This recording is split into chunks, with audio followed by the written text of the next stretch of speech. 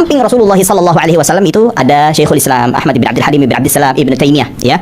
Dan di situ secara jelas tertulis bahwasannya Syekhul Islam Ibnu Taimiyah, coba yang slide-nya maaf, Ibnu Taimiyah di situ disebutkan karena Syekhuna jalisun ila janibihi, duduk di sebelah Nabi Muhammad sallallahu alaihi wasallam, wal jami'u halaqatun wahidah, dan semuanya dalam satu halaqah, wa syekh yudarris, syekh mengajar. Secara tegas di situ dituliskan bahwasan syekh mengajar, ya.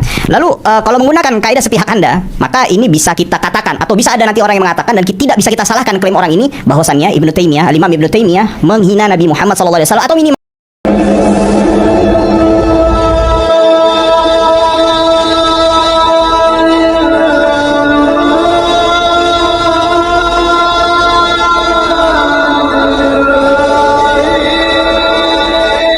Assalamualaikum warahmatullahi wabarakatuh. Bismillahirrahmanirrahim. Alhamdulillahirabbil alamin.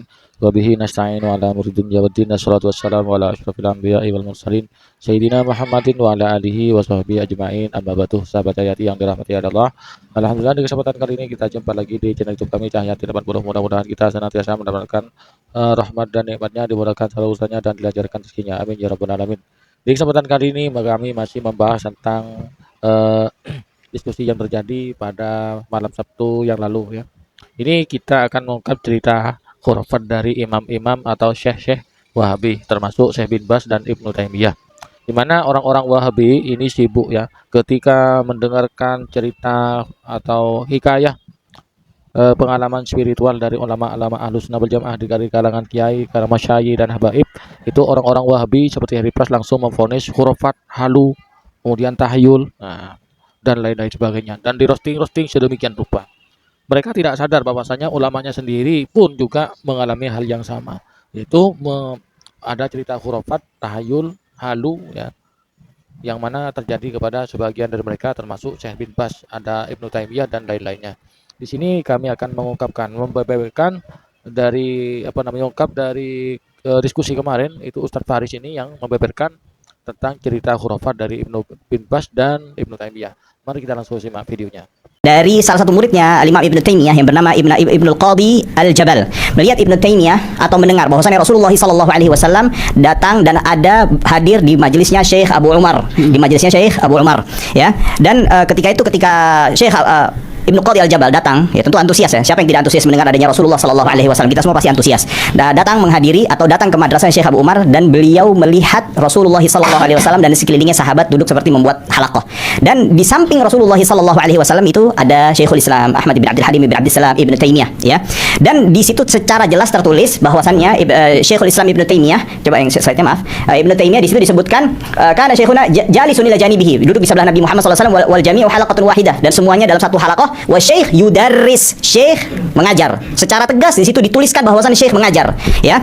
Lalu kalau menggunakan kaidah sepihak Anda, maka ini bisa kita katakan atau bisa ada nanti orang yang mengatakan dan tidak bisa kita salahkan klaim orang ini bahwasannya Ibnu Taimiyah, Imam Ibnu Taimiyah menghina Nabi Muhammad sallallahu alaihi wasallam atau minimal Imam Ibnu Qadi Al-Jabal menghina Nabi Muhammad sallallahu alaihi wasallam. Lalu selanjutnya, sebetulnya Anda tidak perlu jauh-jauh untuk mengurusi kisah mimpinya Al-Imam atau Habib tersebut, ya. Sebetulnya Syekh bin Baz pun juga memiliki mimpi yang kurang lebih mirip. Syekh Abdul Aziz Ibn Abdullah Ibn Baz, di dalam kitab Al-Imam Ibn Baz, Durusun wa Mawaqif wa Ibar, karya Abdul Aziz As-Sadhan, halaman 107 sampai 108. Beliau, Syekh Abdul Aziz As-Sadhan, murid daripada Syekh Abdul Aziz bin Baz, mengatakan bahwasanya saya pernah melihat di dalam mimpi bahwasanya Syekh adanya Nabi Muhammad sallallahu alaihi wasallam di satu masjid di kota Riyadh. Lalu Syekh Abdul Aziz Sadhan datang ke masjid tersebut, lalu bertanya, mana Nabi Muhammad sallallahu alaihi wasallam? Lalu dikatakan itu Nabi Muhammad sallallahu alaihi wasallam berada di depan bersama 8 orang lain kurang lebih, maknanya atau bersama beberapa orang di depan di saf yang terdepan, dan melihat Nabi Muhammad sallallahu alaihi wasallam menggunakan imamah. Lalu Syekh Abdul Aziz Sadhan secara inisiatif beliau bersegera menuju saf yang terdepan untuk melihat wajah Nabi Muhammad sallallahu alaihi wasallam. Tiba-tiba seakan-akan bumi terbelah. Lalu keluarlah Syekh bin Baz dan langsung mengimami sholat, dan yang menjadi makmumnya adalah Nabi Muhammad SAW. Kita mengetahui dari sisi sirah, tidak ada satupun sahabat yang berani untuk menjadi imam sahabat yang lainnya selama Rasulullah SAW masih ada. Tidak ada satupun, ya. Maka dari itu, kalau kita menggunakan kaidah Anda seperti ini, ya, saya bukan berarti mengatakan ini, tapi konsekuensi dari ucapan Anda, maka kita akan bisa mengatakan Syekh Abdul Aziz bin Baz itu menghina Nabi Muhammad SAW. Habib-habib atau syekh-syekh atau kiai-kiai yang menceritakan tentang karomah atau hidayah, tentang pengalaman spiritual dari beliau-beliau itu langsung divonis khurafat, tahyul. Bahkan ini yang lebih parah, ya, oleh Harry Pras dibilang penipu, ya.